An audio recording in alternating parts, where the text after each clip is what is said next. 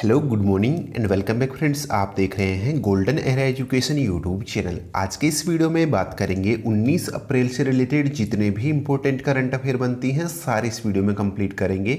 साथ ही काफ़ी सारे एक्स्ट्रा फैक्ट भी यहाँ पे डिस्कस करेंगे। सो पूरे लेसन को ध्यान से और लास्ट तक आप जरूर देखिएगा।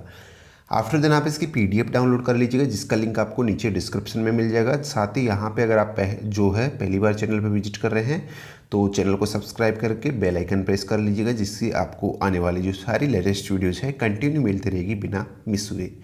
तो सबसे पहले हम बात कर लेते हैं जो लास्ट वीडियो की क्विज थी आपके लिए। देखिए कल की क्विज थी कि नवंबर 2018 में कनाडा में आयोजित जूनियर वर्ल्ड चैंपियनशिप की पुरुष एकल प्रतिस्पर्धा में किस भारतीय ने कांस्य पदक जीता था। तो इसका सही आंसर था लक्ष्य सेन। ये आपका कल का क्वेश्चन था, जिसका राइट आंसर है लक्ष्य सेन। ठीक है, अब बात करते हैं आज की करंट अफेयर की। देखिए पहला क्वेश्चन है आज का, हाल ही खबरों में रहे मार्स बेस फर्स्ट के संबंध में निम्न कथनों पर विचार करें। देखिए मार्स बेस फर्स्ट के हम बात कर रहे हैं, तो पहला ऑप्शन बोल रहा है कि इसकी स्थापना चीन के गोबी रेगिस्तान में की गई है। बिल्कुल सही है पहला ऑप्शन, जो मार्स बेस फर्स्ट है इसकी स्थापना कहाँ की गई है, चीन का जो गोबी रेगिस्तान है वहीं पे इसकी स्थापना की गई है। ठीक है, देखिए यहाँ पे मार्स बेस फर्स्ट क्या है तो हम आपको बता दें, जैसा कि आप फोटो में देख पा रहे हैं, मतलब जो मार्स है हमारा, ठीक है, मंगल ग्रह, सेम उसी का जो है एक प्रतिक्रिया, मतलब उसी की एक कॉपी यहाँ पे डिजाइन की गई है, तैयार की गई है। उसी का जैसा वातावरण होगा इसमें, उसी के तरीके से जो मतलब कि माहौल होगा, और वही जो है यहाँ पे तैयार किया गया है। उसी के आधार पर ये यहाँ पे बेस जो है तैयार किया गया है। ठीक है, चलिए पहला ऑप्शन आपका सही है। दूसरा ऑप्शन बोल रहा है कि यह मंगल ग्रह की प्रतिकृति है। ठीक है, मतलब कि जो मंगल ग्रह है उसी का एक प्रतिकृति यहाँ पे तैयार की गई है। ठीक है, तो ये भी सही है। तीसरा ऑप्शन बोल रहा है कि इसका उद्देश्य मंगल ग्रह के पहलुओं को समझना है। ठीक है, तो ये भी सही है। तो आपके तीनों ऑप्शन सही है आपका, तो आंसर हो जाएगा उपयुक्त सभी सही है। ठीक है, तो आपको इतना ध्यान रखना है, ये कहाँ पे स्थापित किया गया है, चीन का जो गोबी रेगिस्तान है उसी में मार्स बेस स्टेशन जो है ये स्थापित किया गया है। ठीक है, और ये उसी का एक कॉपी तैयार किया गया है। वहाँ पे जो भी चीज़ें वहाँ पे जैसे मंगल ग्रह पर सेम वही चीज़ें इसके अंदर होने वाली है। और फिलहाल ये जो है छात्रों के मतलब कि छात्रों को सिखाने के लिए, फिर इसके जो मार्स में जो वहाँ पे जो भी घटनाएं होती हैं उसको मतलब कि मेजर करने के लिए जो है इसका स्थापना किया गया है। ठीक है, चलिए यहाँ पे देखिए चीन के बारे में थोड़ा सा जान लेते हैं। चीन की बात की है तो जो चीन है इसकी कैपिटल है बीजिंग, और जो चीन की जो करेंसी है वो है रेमिनबी, और जो यहाँ के अभी वर्तमान में प्रेसिडेंट है वो है शी जिनपिंग, यहाँ के वर्तमान में प्रेसिडेंट है। ठीक है, चलिए नेक्स्ट अपडेट देखते हैं अपना। हाल ही चर्चा में रही लाइजिया मेयर क्या है। तो लाइजिया मेयर जो है ये जो टाइटन है उसी की झील है, उस पर खोजी गई झील का नाम है। ठीक है, मैंने देखिए कल बताया था टाइटन के बारे में, बात की थी मैंने कल विस्तार से, उसके अंदर ये जो है हमने एक्सप्लेन नहीं किया था झील के बारे में, तो आप ध्यान रखिएगा। जो झील मिली है वहाँ पे उसको नाम दिया गया है लाइजिया मेयर। मैंने कल ही बताया था आपको कि जो मतलब कि जो हमारा शनि ग्रह है उसका जो चंद्रमा है टाइटन, ठीक है, उसी पर एक झील खोजी गई है जिसका नाम दिया गया है लाइजिया मेयर। ठीक है, ये ध्यान रखिएगा। और ये मैंने बताया भी था आपको, टाइटन जो है शनि ग्रह का सबसे बड़ा चंद्रमा है। ठीक है, चलिए नेक्स्ट अपडेट देखते हैं अपना। निम्न में से कौन 65 किलोग्राम फ्री स्टाइल वर्ग प्रतिस्पर्धा में दुनिया के नंबर 1 पहलवान बन गए हैं। तो सही आंसर होगा आपका बजरंग पूनिया। बजरंग पूनिया जो 65 किलोग्राम भार वाली जो प्रतिस्पर्धा है इसमें नंबर 1 पहलवान बन गए हैं दुनिया के। ठीक है, हाल ही जो रैंकिंग जारी की गई है उसके अंदर। ठीक है, ये ध्यान रखिएगा। देखिए वैसे लास्ट ईयर भी जो है ये नंबर 1 स्थान पर आ चुके थे, लेकिन बाद में फिर ये जो है दूसरे नंबर पर आ चुके थे। ठीक है, लेकिन अभी जो इस साल की जो एक बार फिर से रैंकिंग जारी की गई इसमें एक बार फिर से ये पहले स्थान पर आ चुके हैं 65 किलोग्राम भार वाली प्रतिस्पर्धा के अंदर। ठीक है, चलिए थोड़ा सा बजरंग पूनिया के बारे में हम जान लेते हैं। तो बजरंग पूनिया जो है ये मतलब कि भारतीय पहलवान है और ये हरियाणा से बिलोंग करते हैं। ठीक है, ये भी पूछ लिया जाता है एग्जाम में कि ये कौन से स्टेट से रिलेटेड है। ठीक है, तो ध्यान रखिएगा ये हरियाणा से रिलेटेड है। और अगर बात करते हैं इनके करियर की थोड़ा सा, तो देखिए अगर यहाँ पे 2018 के, मैं पिछले बात करता हूँ 2018 की, तो जो राष्ट्रमंडल खेल थे 2018 के, इसमें इन्होंने गोल्ड मेडल जीता था। ठीक है, ध्यान रखिएगा, ये पूछ लिया जाता है। ठीक है, और जो 2018 के एशियाई खेल हुए थे उसमें भी इन्होंने गोल्ड मेडल जीता था। ठीक है, और जो विश्व चैम्पियनशिप हुई थी उसमें इन्होंने रजत पदक जीता था। तो इस तरीके से तीनों चीज़ आप ध्यान रखिएगा। ठीक है, चलिए अब बात करते हैं यहाँ पे, देखिए नेक्स्ट क्वेश्चन की। 2020 में होने वाले G20 शिखर सम्मेलन की मेजबानी कौन सा देश करेगा?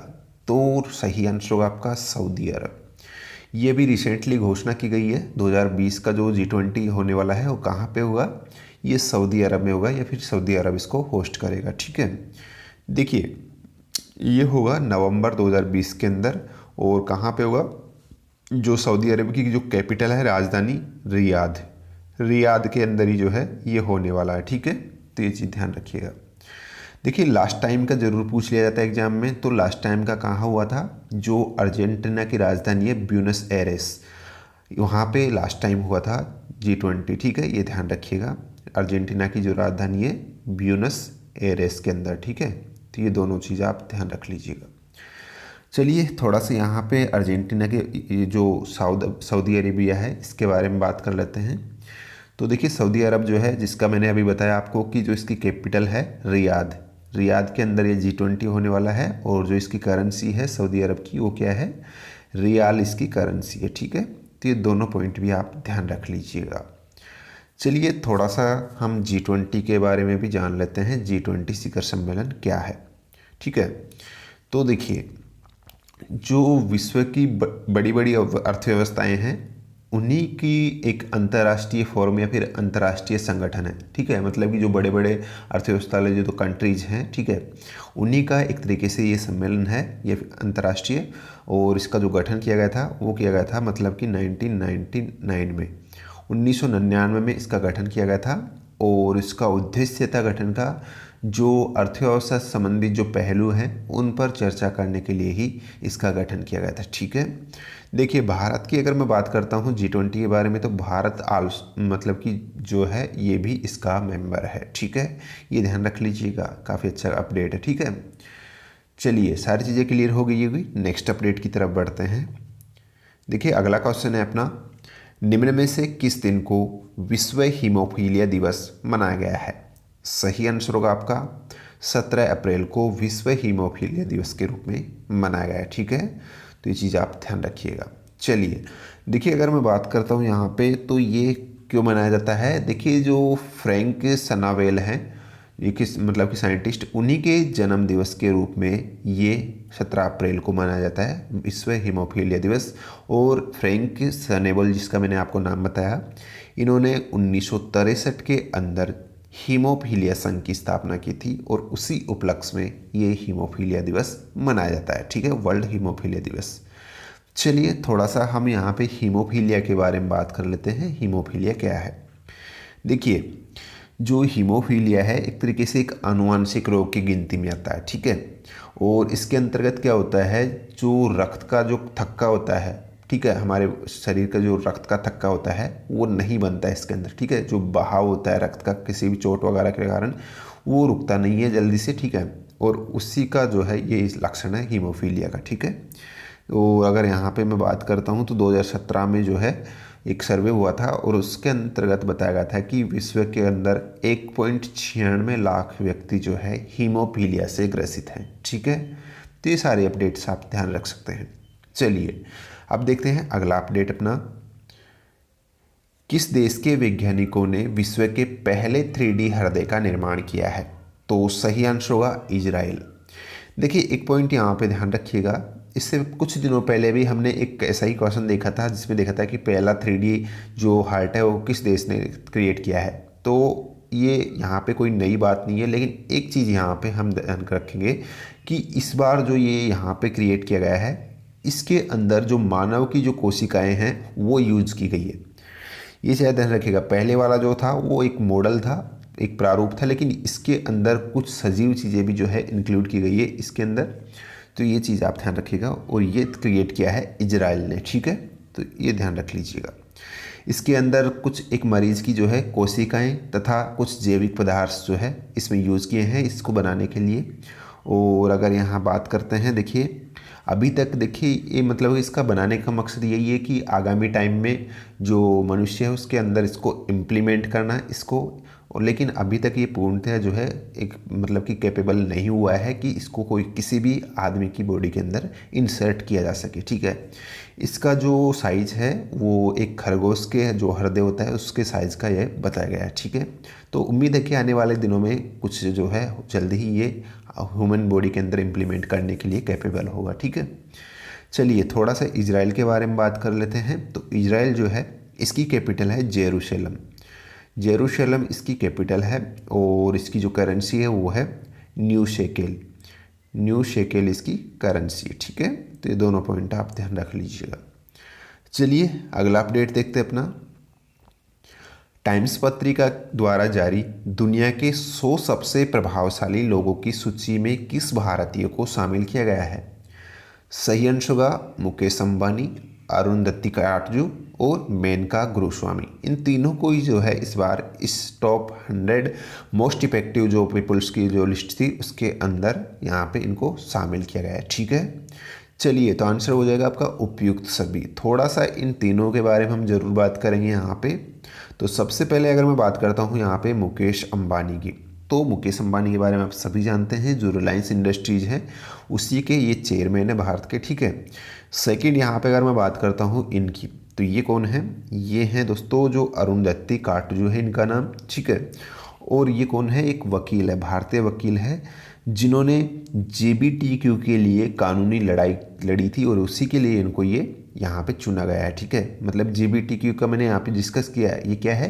मतलब जो समलैंगिक समुदाय है उसी के पक्ष में इन्होंने कानूनी लड़ाई लड़ी थी और उसी के लिए ये इनको चुना गया है। ठीक है, टॉप 100 में।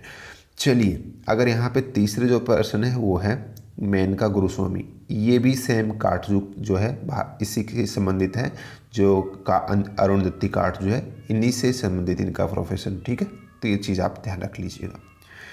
तो तीनों चीज़ आपको क्लियर होगी। बात करते हैं यहाँ पे, देखिए नेक्स्ट अपडेट की। अगला अपडेट है अपना, देखिए किस शहर में रिसाइलेंट सिटीज एशिया पैसिफिक सम्मेलन का आयोजन किया गया है? सही आंसर होगा नई दिल्ली के अंदर। नई दिल्ली के अंदर ये रिसाइलेंट सिटीज एशिया पैसिफिक सम्मेलन जो है आयोजित किया गया है और इसका उद्देश्य जो एशिया पैसिफिक क्षेत्र है, ठीक है, एशिया प्रशांत क्षेत्र, उसी के जो है विकास के क्षेत्र को बढ़ावा देने के लिए ही ये यहाँ पे आयोजित किया गया है। ठीक है, तो जो एशिया पैसिफिक क्षेत्र है उसमें विकास को बढ़ावा देने के लिए ही इसका आयोजन किया गया है। चलिए अगला अपडेट देखते हैं अपना। नेपाल ने अपना पहला उपग्रह नेपाली सेट किस देश के सहयोग से अंतरिक्ष में सफलतापूर्वक प्रक्षेपित किया है? सही आंसर होगा आपका संयुक्त राज्य अमेरिका। संयुक्त राज्य अमेरिका के सहयोग से जो है हाल ही में यूएसए में जो ये नेपाली सेट फर्स्ट है इसको लॉन्च किया गया है और ये किसका उपग्रह है? ये नेपाल का अपना पहला उपग्रह है। ठीक है, ये चीज़ आप ध्यान रखिएगा। चलिए अगर मैं यहाँ पे बात करता हूँ तो देखिए ये जो सैटेलाइट है ये निम्न कक्षा में स्थापित किया गया है, यानी कि पृथ्वी से ये लगभग 400 किलोमीटर की ऊंचाई पर इसको स्थापित किया गया है। ये चीज़ आप ध्यान रख लीजिएगा। ठीक है, और यहाँ पे नेपाल की हमने बात की है, तो देखिए नेपाल जो है इसके वर्तमान में जो पीएम है वो है केपी ओली और जो इसकी कैपिटल है वो है काठमांडू और जो करेंसी है वो है नेपाली रुपया। ठीक है, तो ये चीज़ आप ध्यान रखिएगा। चलिए अगला अपडेट देखते हैं अपना। निम्न में से किस दिन को अंतर्राष्ट्रीय स्मारक दिवस सेलिब्रेट किया गया है? तो सही आंसर होगा 18 अप्रैल को ये अंतर्राष्ट्रीय स्मारक दिवस सेलिब्रेट किया गया है। ठीक है, तो ये चीज़ आप ध्यान रखिएगा। इसका थीम भी आप ध्यान रख सकते हैं। इसका थीम था रूरल लैंडस्केप। रूरल लैंडस्केप जो है इसका थीम था इस बार का। ठीक है, तो ये चीज़ भी आप ध्यान रख लीजिएगा। और इसका मनाने का मकसद यही है कि जो स्मारक होते हैं हमारे, ठीक है, जो प्राचीन स्मारक, ठीक है, उन्हीं को मतलब कि उसका संरक्षण, उनका संरक्षण करने के लिए लोगों को जागरूक करना ही इसका मेन मकसद है। ठीक है, चलिए अब बात करते हैं जो आज की क्विज है आपके लिए। इसका आंसर नीचे कमेंट बॉक्स में लिखना है। देखिए क्वेश्चन है आज का, भारत सरकार ने बांध पुनर्वास परियोजना के वित्त पोषण के लिए किसके साथ 960 करोड़ रुपए का समझौता किया था। जो भी आपका सही आंसर है आप जरूर नीचे कमेंट बॉक्स में ज़रूर लिखिएगा और उम्मीद करता हूँ वीडियो पसंद आई होगी। ये तो आज की इस वीडियो में इतना ही, मिलते हैं नेक्स्ट वीडियो में। Thank you so much for watching us, धन्यवाद।